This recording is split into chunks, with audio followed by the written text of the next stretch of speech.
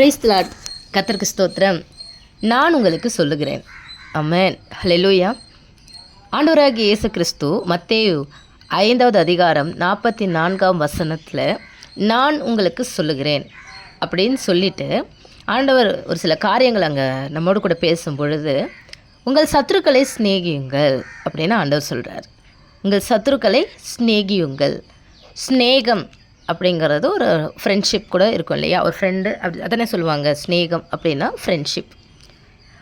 உங்களை சிநேகிக்கிறவர்களையே நீங்கள் சிநேகிப்பீர்களானால் உங்களுக்கு பலன் என்ன? உங்கள் கூட யார் நல்லா பேசி உங்கள் மேலே யார் அன்பு வச்சுருக்கிறாங்களோ அவங்கக்கிட்டேயே நீங்கள் அன்பு காமிச்சிங்க அப்படின்னா அதனால் உங்களுக்கு என்ன பலன் இருக்குது? அப்போது உங்கள் சத்துருக்களை சிநேகியுங்கள் அப்படின்னும் பொழுது, அப்போ சத்துருக்கள் அப்படின்னா யார்? அப்போ சத்ருனா அப்போ நான் போய் சத்ருனா யார்? எனக்கு இருக்கிற என் வாழ்க்கையில் இருக்கிற ஒரே சத்ரு பிசாசு தானே. அப்போ அந்த பிசாசை போய் நான் சிநேகிக்கணுமா? அந்த மாதிரி கேள்விகள் எல்லாம் நம்ம கேட்கக்கூடாது. அல்லேலூயா. ஏன்னா வேத வசனம் தெளிவாய் போதிக்கிறது, சத்துருக்கள் யாருன்னா உன் வீட்டாரே உனக்கு சத்ரு. அல்லேலூயா. வாசிக்கிறோமா? அப்போது சத்துருக்கள் யார், அவங்கள நம்ம எப்படி சிநேகிக்கணும் அப்படிங்கிறத போதிக்கிறதுக்காகத்தான் ஆண்டவர் நமக்கு என்ன பண்ணுறாரு? பரிசுத்த ஆவியானவரை கொடுக்குறார்.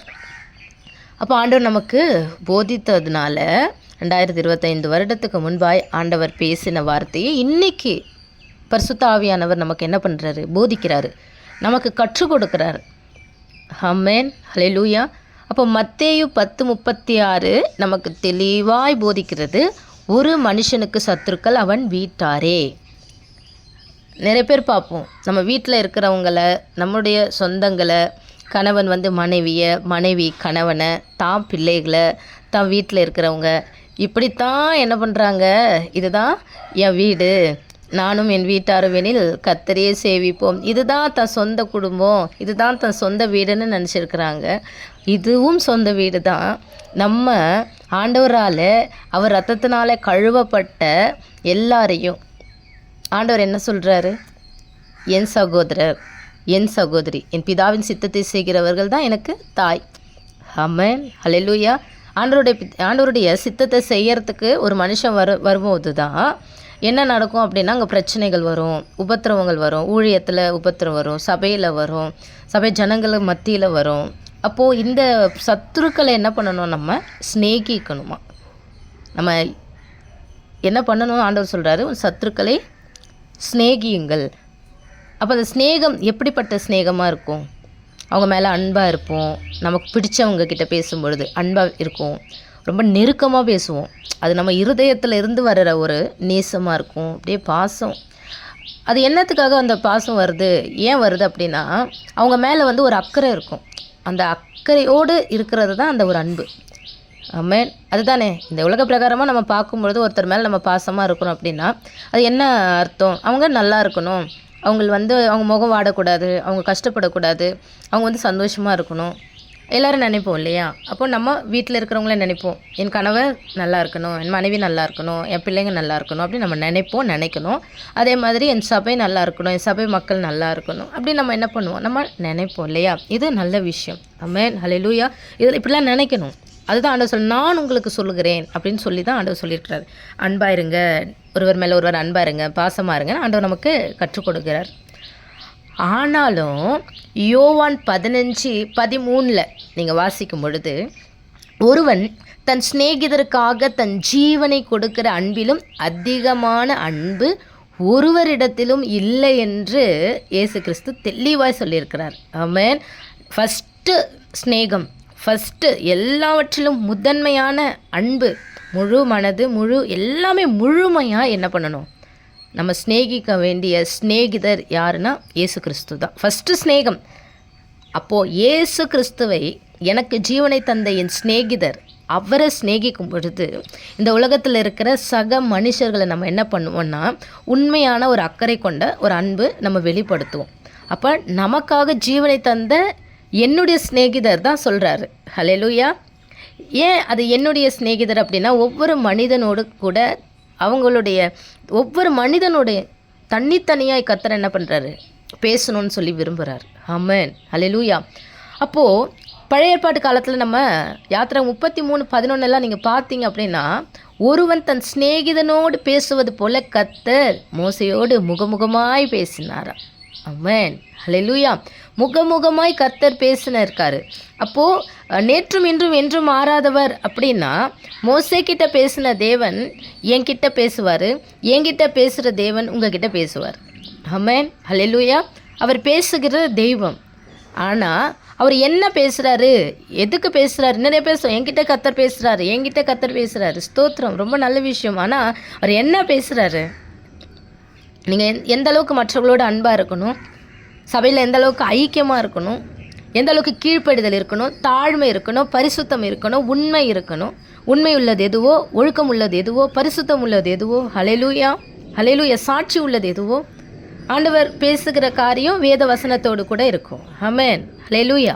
நம்ம வாழ்க்கையை உள்ளான மனுஷனை பலப்படுத்துகிறதா இருக்கும். உள்ளான மனுஷன் ஒவ்வொரு நாளும் பரிசுத்தத்தோடு இந்த உலகத்தில் நடக்கிறதா இருக்கும். ஹல்லேலூயா.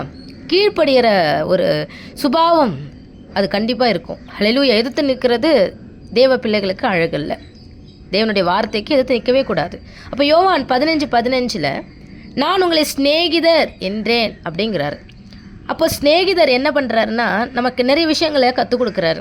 இந்த உலகத்தில் நீங்கள் பார்க்குறீங்க, ஒரு ஃப்ரெண்டை வச்சு தான் என்ன பண்ணுவாங்கன்னா, அவங்களோட கேரக்டரை சொல்லுவாங்க. நீ உன் நண்பன் யாருன்னு சொல்லு, நீ யாருன்னு நான் சொல்கிறேன் அப்படின்னு சொல்லுவாங்க இல்லைங்களா? அப்போது என்னுடைய நண்பர், என்னுடைய சிநேகிதர் இயேசு கிறிஸ்துவாக இருக்கும் பொழுது சத்துருக்களை, பகைக்கிறவர்களை, நிந்திக்கிறவர்களை, எனக்கு உபத்திரவத்தை கொடுக்கிறவர்களை, என்னை நான் ஒன்றும் இல்லாமல் நான் போயிடணும்னு நினைக்கிறவங்கள கூட நம்ம என்ன பண்ணோம்னா மன்னிச்சுட்டு ஸ்தோத்திரம், எப்படி இருக்கீங்க அப்படிங்கிற மாதிரி நம்ம போயிடுவோம். ஆமென், ஹல்லேலூயா. அப்போ முதல் நமக்கு இயேசு கிறிஸ்து தான் சிநேகிதர். எஸ்தர் சரித்திர புஸ்தகத்தில் எஸ்தர் 5:14 நம்ம வாசித்தோம் அப்படின்னா, ஒரு கூட்டம் வருது, சிநேகிதர்களின் ஆலோசனை கூட்டம்.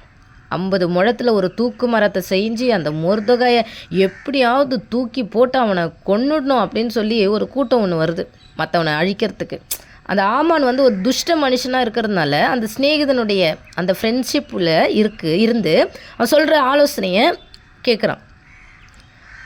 ஒரு நல்ல மனுஷனை இப்படிப்பட்ட ஆலோசனை என்ன பண்ணணும்னா அழிச்சிரும். ஹல்லேலூயா. அப்போ எப்படிப்பட்ட ஃப்ரெண்ட்ஷிப்பில் இருக்கிறோம், எப்படிப்பட்ட ஆலோசனை நமக்கு வருது, அவங்க என்ன சொல்கிறாங்க, அது நம்ம தேவனுக்கு நேராய் நம்மளை ஆண்டவர் வார்த்தைக்கு நேராக நடத்துதாங்கிறதுல நம்ம ரொம்ப கேர்ஃபுல்லாக இருக்கணும்.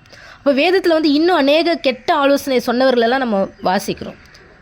அந்த ஆலோசனையுடைய முடிவு அவங்களுக்கு கேட்டிருக்காங்க இல்லைங்களா, அவங்களுக்கு அது அழிவே இருக்கும். அவங்களுடைய வாழ்க்கையில் அவங்க ரொம்ப அவமானப்பட்டு அவங்க ரொம்ப ஒரு தேவனை விட்டு விலகிற ஒரு சூழ்நிலை இருக்கும். அப்படிங்கிறதுலாம் நம்ம நிறைய வாசிச்சிருக்கிறோம். அப்போ ஆலோசனை நமக்கு தேவனிடத்துலேருந்து வரணும். ஜீவனையே தந்தார் பார்த்தீங்களா, அந்த அன்பை விட இந்த உலகத்தில் வேறு எந்த அன்புமே கிடையாது. அதுக்கு ஈக்குவல் வராது.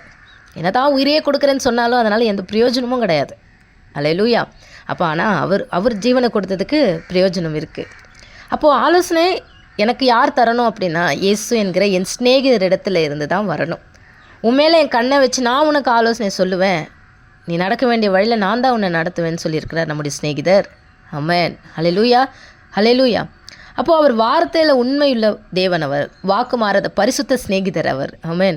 உன்னத பாட்டு 5:16 நீங்கள் வாசிச்சிங்க அப்படின்னா, அவர் வாய் மிகவும் மதுரமாக இருக்கிறது, அவர் முற்றிலும் அழகுள்ளவர், இவரே என் நேசர், எருசலேம் குமாரத்திகளே இவரே என் சிநேகிதர். ஆமென், ஹல்லேலூயா. ஆணாக இருக்கட்டுமே பெண்ணாக இருக்கட்டுமே, என்னோடய ஃப்ரெண்டு இவங்க, என்னுடைய அந்தரங்க தோழி, என் அந்தரங்க தோழர் அப்படின்னு சொல்கிற உங்களை பார்த்து கர்த்தர் சொல்கிறாரு, இல்லை நான் தான் நேசர், நான் தான் சிநேகிதர். ஆமென், ஹல்லேலூயா. ஆமென். நிறைய வாலிப பிள்ளைகளை நம்ம பார்க்குறோம், என்னுடைய ஃப்ரெண்டுக்கும் மேலே என்னென்னமோ சொல்லிகிட்ருக்குறாங்க. ஹல்லேலூயா. இல்லை, இயேசு தான் சிநேகிதர், அவர் தான் சிநேகிதர். அவருக்கு அடுத்தது தான் வார்த்தையை சொல்கிறவங்க மட்டும்தான் சிநேகிதராக இருக்க முடியும். அப்போ யாக்கோபு 4:4 நம்ம வாசித்தோம் அப்படின்னா, உலக சிநேகம் தேவனுக்கு விரோதமான பகை. உலகத்துக்கு சிநேகிதனாக இருக்க விரும்புகிறவன் தேவனுக்கு பகைங்கனாக இருக்கிறானா. அப்போது தேவனுக்கு பகைங்கனாக இருந்து மற்றவங்களோட நம்ம சிநேகம் பண்ணால் அதனால் என்ன பிரயோஜனம் இருக்குது? ஹல்லேலூயா. நீங்கள் ஒருத்தரை ஃப்ரெண்டாக ஏற்றுக்கிறீங்க, ஒரு மனுஷனோட, நீங்கள் இன்னொரு மனிதரோட, இன்னொரு பெண்ணோட, இன்னொரு ஆணோட நீங்கள் உங்கள் ஸ்கூலில் படிக்கிற நேரத்தில் நீங்கள் சக பிள்ளைங்களோட நீங்கள் பேசுகிறீங்க அப்படின்னா, நீங்கள் ஆண்டவருடைய வார்த்தையை உங்களுடைய அன்பின் மூலியமாக நல்ல கிரியைகள் மூலயமா நீங்கள் என்ன பண்ணணும்? வாலிப பிள்ளைகளுக்கு நான் சொல்கிறேன், மற்றவங்களுக்கு காண்பிக்கணும். ஆமென், ஹல்லேலூயா. லூக்கா 7:34 நம்ம வாசித்தோம் அப்படின்னா, பாவிகளுக்கு சிநேகிதனாக இயேசு வந்தார்னு சொல்லி நம்ம வாசிக்கிறோம். ஆனால் இயேசு கிறிஸ்து பாவத்தோடு சிநேகம் வைக்கலை. பாவத்தோடு சிநேகம் வைக்காத சிநேகிதர் தான் என்னுடைய சிநேகிதர். ஆமென், நம்முடைய சிநேகிதர். அவர் சொல்கிறார், நீங்கள் பரிசுத்தவான்கள், ஆனால் உங்கள் சத்துருக்கள் பாவம் செய்கிறாங்களே, உங்கள் ஃப்ரெண்டு பாவம் செய்கிறாங்களே, உங்கள் வீட்டார் பாவம் செய்கிறாங்களே, அப்போ அந்த பாவத்தை நீங்கள் செய்யாதீங்க, ஆனால் அவங்கள நீங்கள் சிநேகிக்கணும். அதற்கு தேவன் நமக்கு சிநேகிதராக இருக்கணும். ஆமென், ஹல்லேலூயா. ஃபஸ்ட்டு ஏன்னா அவங்களெல்லாம் நம்ம சிநேகிக்கிறோம் அப்படின்னு சொல்லி அவங்க பக்கமாக நம்ம சாயக்கூடாது. அப்போ முதலாவது நமக்கு சிநேகிதர் இயேசு கிறிஸ்துவாக இருந்து நம்ம அவர் கையை பிடிச்சி இருக்கும் பொழுது மட்டும்தான் நம்ம என்ன பண்ண முடியும்னா, நம்ம சத்துருக்களை, நம்மளுடைய வீட்டாரை, யாராக இருந்தாலும் சிநேகித்து தேவனுடைய அன்புக்குள்ளே நடத்த முடியும். ஆமென். அதனால் தேவன் சொல்லுகிற காரியம் என்னென்னா, உங்கள் சிநேகிதியை குறித்து எச்சரிக்கையாக இருங்கள். தேவனோடு முகமுகமாய் பேசுங்கள். தேவன் பேசுவதை உங்கள் சிநேகிதரோடு, உங்கள் ஃப்ரெண்டுங்க கூட ஷேர் பண்ணுங்கள். ஆமென். கர்த்தர் நல்லவர். கர்த்தர் நம்மை ஆசீர்வதிப்பாராக. கர்த்தருடைய நாமம் மகிமைப்படுவதாக. ஆமென்.